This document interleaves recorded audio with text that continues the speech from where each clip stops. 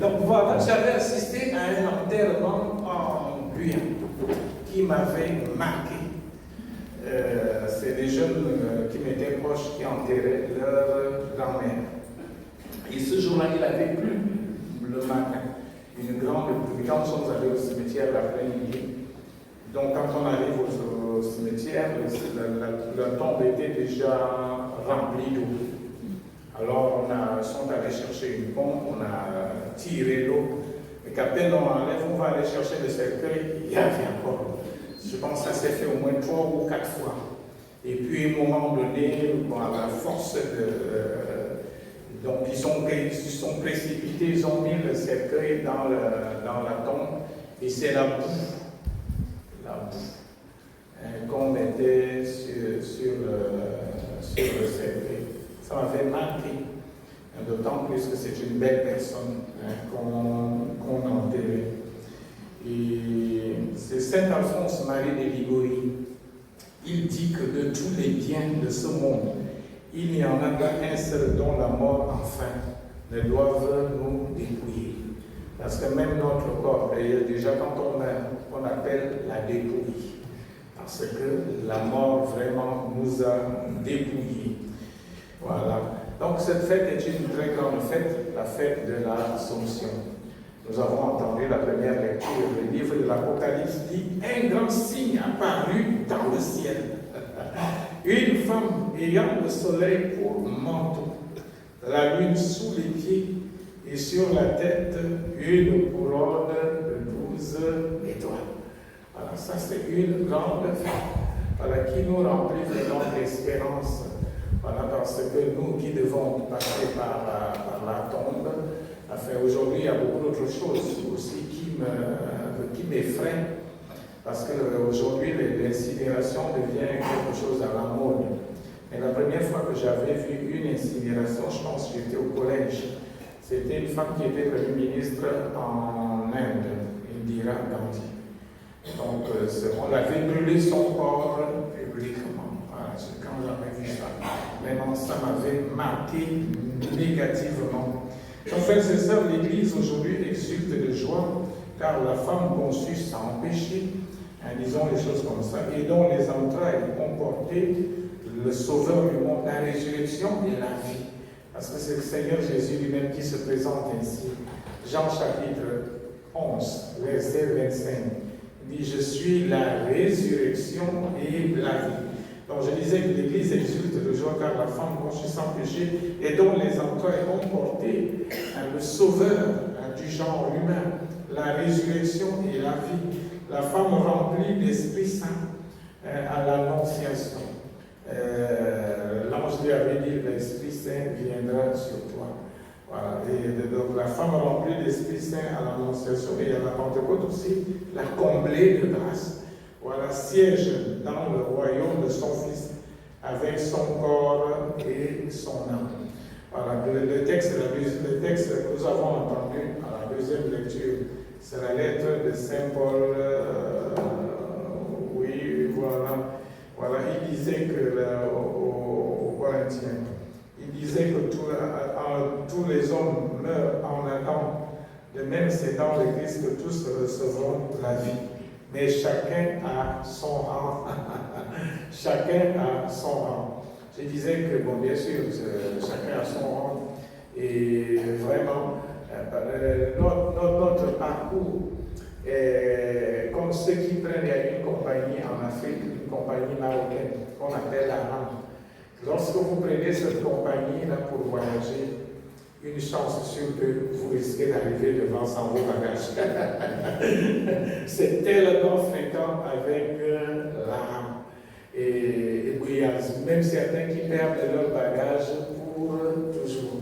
Voilà, nous, pour le moment, nous arrivons au ciel sans notre corps. C'est comme si on dit que les bagages arrivent après. Donc, pour la Vierge, c'est différent.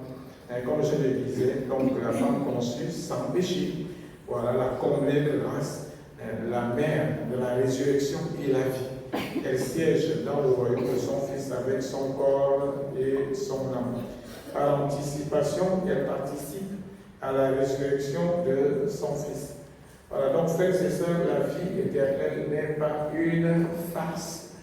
Il y a plein de choses dont on parle, mais qui sont, voilà, dont personne ne peut nous donner la garantie de ce dont on parle. La vie éternelle n'est pas une farce, puisque la Vierge y participe désormais avec son corps et son âme. Nous sommes donc invités à porter notre regard sur cette mère. Notre mère, c'est le Seigneur Jésus qui l'a dit. Je lis le texte que nous avons entendu à la première lecture. Il disait qu'un signe apparut dans le ciel.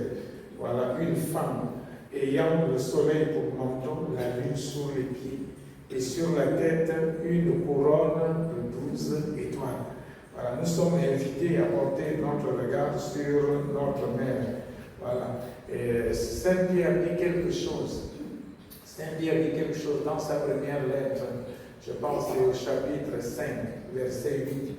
Il dit, soyez sobres, soyez vigilants. Votre adversaire, le diable, est comme un lion qui rugit.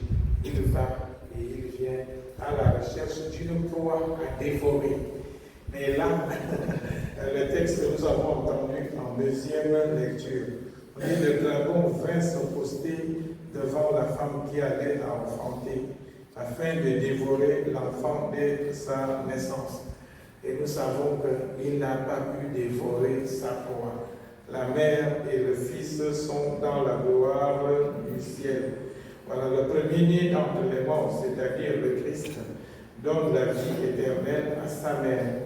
Et justement, dans le mystère de l'Assomption, voilà, le mystère de l'Assomption, on demande la grâce lorsque nous récitons le rosaire. Voilà, les mystères glorieux. Dans le mystère de l'Assomption de la Vierge Marie, nous demandons la grâce d'avoir un grand désir du ciel. Là, je cite des mémoires. C'est le curé d'Ars qui dit ça. Le curé d'Ars dit que si on savait ce qu'est la gloire du ciel, vous chercherez bien sur la terre. C'est-à-dire que même si vous tombez sur un voleur dans votre maison, tu as fini, tu ne veux pas ça. Parce que vraiment, nous pensons à autre chose. C'est le curé d'Ars qui disait ça. Donc je disais que la fête de l'Assomption, lorsque nous récitons le rosaire, le mystère de l'Assomption, la grâce que nous demandons à Dieu, c'est un grand désir du ciel. Désirer voir Dieu, être rempli de son amour et de sa lumière. Voilà, l'Assomption de Marie au ciel a été possible car elle avait un immense désir de Dieu. Voilà, Saint Paul nous donne aussi un exemple. C'est dans sa lettre aux Philippiens, chapitre 1er, le verset 23. Il dit, j'ai le désir de m'en aller. Et voilà, j'ai le désir de m'en aller pour être avec le Christ. Frères et sœurs, il faut avoir un grand désir d'accueillir la plénitude de l'amour de Dieu. Il y a une histoire que j'ai toujours racontée ici, vous la connaissez déjà. C'est le père Pierre Prévé qui racontait ça. Il y avait dans un monastère 2 mois qui avaient des caractères opposés. L'un était doux, adorable, tout le monde l'appréciait. Il y a un autre qui était un peu difficile à vivre. Un jour, il y avait eu un problème entre les deux. Et le père les avait convoqués dans son bureau pour mettre la paix. Et quand il avait fini, il a demandé au moine qui était vraiment adorable du miel. Le père lui a demandé, frère, est-ce que tu veux aller au ciel? Il lui a dit, oui, enfin, tu sais, moi. Au fond, il lui a dit, est-ce que tu veux être un saint? Voilà, il lui a dit ça comme ça. Il a commencé par dire, tu sais, moi. Il a dit, tu ne seras pas un saint. Et il a demandé à celui qui était difficile à vivre. Il lui a dit, est-ce que tu veux être un saint? Il lui a dit, mais bien sûr, il a dit, tu le seras. Il a dit, tu le seras. Donc, je dis, prenons l'exemple. Lorsque nous récitons le rosaire, nous demandons comme grâce un immense désir du ciel. Voilà, que notre désir du ciel ne soit plus inexistant. Cet ancien président de la République française, je ne vais pas citer le nom, il avait d'abord été ministre de l'Intérieur. Et pendant qu'il était ministre de l'Intérieur, il passait à une émission de télévision. Et le journaliste lui demande, parce que tout le monde savait qu'il veut être président, et on lui a dit, est-ce que quand tu te rases le matin, tu penses aux élections présidentielles? Il lui a dit, pas seulement quand je me rase. Cela veut dire qu'il y pensait en permanence. Frères et sœurs, pensons au ciel en permanence. Vraiment, si c'est possible, vous verrez, nous serons capables des plus grands sacrifices. Voilà, même le péché aura du mal à nous atteindre. Travaillons à faire grandir notre désir du ciel. Et nous le savons, Satan veut à tout prix nous détourner de Dieu, le bonheur parfait, en nous miroitant les biens matériels et les plaisirs. Voilà, c'est le catéchisme de l'Église catholique, au numéro 2732. 2732, pour ceux qui veulent aller lire le passage complet. Il dit que quand nous commençons à prier, quand nous, par exemple, le matin, quand on se lève pour prier, ou bien si c'est le soir, quand nous commençons à prier, 1000 travaux ou 1000 soucis estimés urgents se présentent comme prioritaires. Et du coup, beaucoup de gens ne prient même pas. Quand tu penses à la prière, tu dis non, il y a telle chose à faire, il y a telle chose à faire, il y a telle chose. C'est le diable qui fait ça. C'est le diable qui fait ça. Il sait que si tu pries, ça va te rapprocher de Dieu. Romains chapitre 10, verset 13. Quiconque invoquera le nom du Seigneur sera sauvé. Saint Alphonse Marie de Ligorie, il dit, celui qui prie, certainement se sauve, et celui qui ne prie pas, certainement se damne. Il dit, tous les élus au ciel se sont sauvés par la prière, et tous les damnés en enfer se sont perdus, parce qu'ils n'avaient pas prié.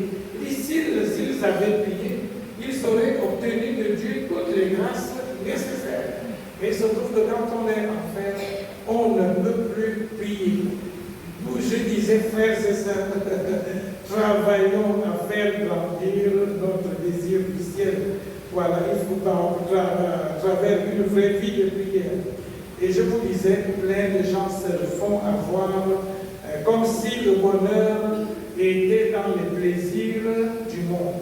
Parce que vous voyez, quand on annonce, par exemple, nous en avons l'habitude, même des choses comme le carnaval, qui ne nous apporte rien.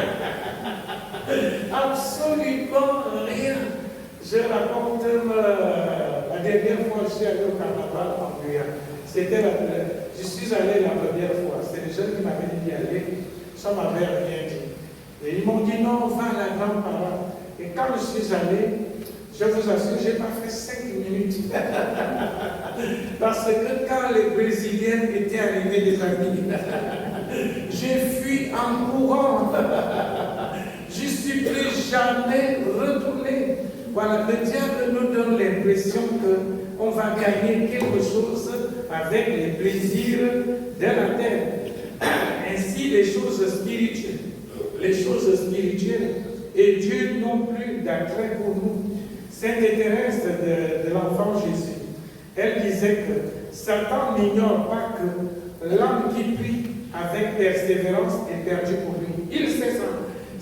Quand tu as une vie de prière, tu pries avec assiduité et persévérance, quelles que soient les difficultés de ta vie. Satan sait qu'il a perdu. Il sait qu'il a perdu. Donc Marie, par sa vie toute simple, humble, nous montre qu'il est possible d'être heureux avec très peu.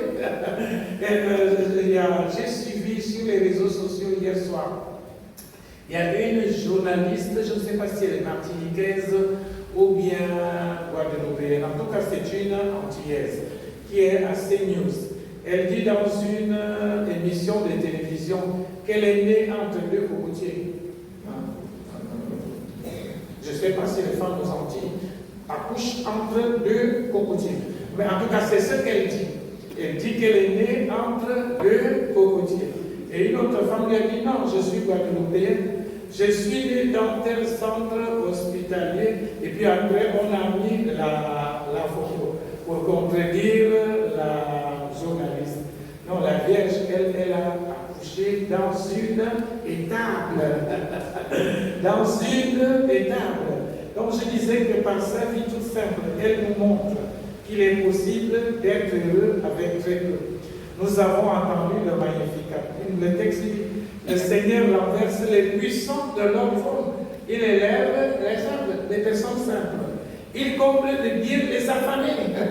Il renvoie les riches, les mains vides. Frères de citation, nos frères et sœurs, je disais, Satan veut nous faire croire que la promesse de bonheur avec Dieu est une vaine imagination. Et c'est pour cela que l'Église aujourd'hui fait une grande fête, pour que nous levons les yeux pour voir la gloire qui nous attend et qui est déjà aujourd'hui le partage de notre Mère. Donc je disais que la vie éternelle est vraie. Voilà. Une autre erreur que Satan, dans laquelle Satan nous pousse, c'est non seulement il nous fait croire que non, le plus important c'est le plaisir, ce sont les richesses. Voilà, ça c'est la première erreur. L'autre deuxième erreur, c'est que quand vraiment il n'arrive pas à nous faire croire que ce n'est pas vrai tout ça, c'est qu'il nous fait croire qu'on peut vivre comme on veut. Nous irons toujours au ciel. Ce n'est pas vrai. Ce n'est pas vrai, frères et sœurs. Si vous vivez comme vous voulez, alors que Dieu nous a appris à dire que ta volonté soit faite. Mais nous disons non, la nôtre, on fait toujours notre volonté. Ça vient du diable. La Vierge aujourd'hui dit, sa miséricorde s'étend d'âge en âge sur ceux qui le craignent. Voilà, la miséricorde est promise à celui qui craint Dieu et non pas à celui qui abuse de sa miséricorde. Saint Vincent Ferrier, il disait que ce serait un plus grand miracle de bien finir après avoir mal vécu que d'opérer la résurrection d'un mort. C'est Saint Vincent Ferrier qui dit ça. Quand vous avez une mauvaise vie, que vous n'avez pas de limite, tout ce que vous voulez faire, voilà, vous n'avez peur de rien, vous ne vous confessez pas, vous vivez comme ça.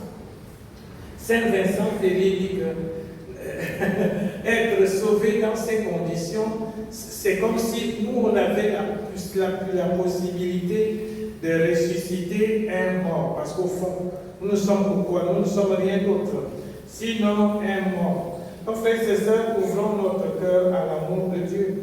Voilà, le signe que nous désirons vraiment l'amour de Dieu, ce sont les œuvres. Le Seigneur Jésus parle, les textes que vous connaissez tous par cœur. Jean 14, 23. Il dit, si quelqu'un m'aime, regardez la parole. Dit, mon Père va aimer cette personne-là. Le Père et moi va aller chez la personne pour faire notre devoir. Il dit, celui qui ne m'aime pas, ne garde pas mes commandements. C'est Jésus qui dit ça. Et Marie nous montre que lorsqu'on accepte l'amour de Dieu dans notre vie, nous sommes alors poussés de l'intérieur par l'Esprit Saint à être une bonne personne pour nos frères et sœurs. Voilà, c'est à Medjugorje. À Medjugorje.